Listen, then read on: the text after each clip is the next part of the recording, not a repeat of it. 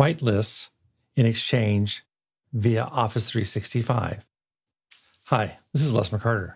This is another video in our technical series for RDS on how to manage email whitelist within Exchange should emails be blocked. A user complains that they're not receiving an email that they expect to receive. There's actually several reasons why this might take place. Let's take a look at our various choices here. First off, if we look over here, we'll see that the sender may have actually put in the incorrect email address, or there may be other reasons that an email is being blocked and it never reaches the email server. There is nothing you can do about that because it has to do with what's happening at the sender side. If, however, it does come through, it may be that your Exchange system is blocking it because it thinks that it's spam. So this could be blocked either at the system level through Office 365 or through a rule that you may have set up previously. The third possibility might be that the user has created a rule on their own that causes it to be moved to a different folder or to be deleted, and they've just forgotten that they created this spam rule or other automated rule.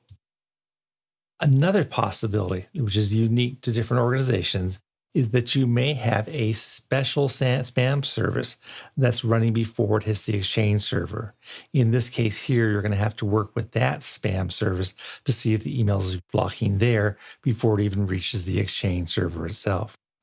But let's assume that it's actually being blocked within Exchange.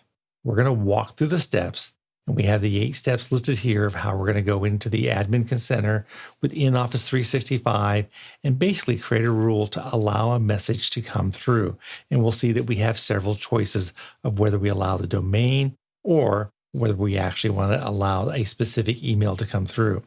Let's take a look. We're already logged in to the Microsoft 365 Admin Center that manages a variety of different aspects. We actually want to focus in on Exchange. So we're going to go down here to Exchange. We'll go on in.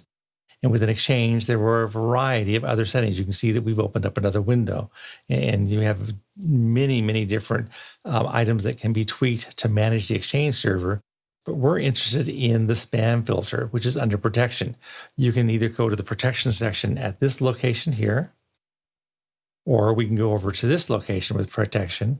And either way, clicking on it gets us to the same location. So we'll click on protection. It will load up, and you'll see now we have a variety of different choices at this location. And we're going to actually look at managing the spam filter. So we'll go in to spam filter. And if we look down below, you can see that we have a collection of rules that might exist. We're going to use the existing default, and it may be in most environments that you have just a single rule. And to do that, we can go over to the pencil, we can click on that, and we're then going to go ahead and edit the existing default rules. Now, if we have this in here, you'll see that we still have a variety of pieces. And if you look carefully, you're going to see that the settings here are the same settings that we saw at the top of the screen. It's just a different way of getting the same pieces.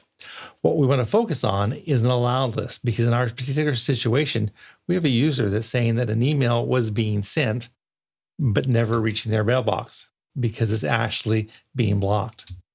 And so what we can do is we can go in here, and you're going to see that we have the ability to do one of two things.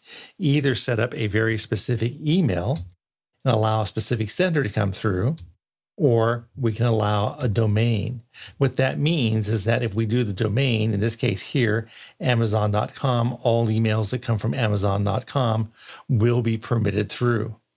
If we went with the other choice, which is just the allowed sender section, we could choose seller@amazon.com and only let a specific email address come through.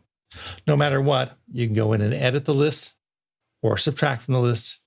And once it's done, you're going to go ahead and save.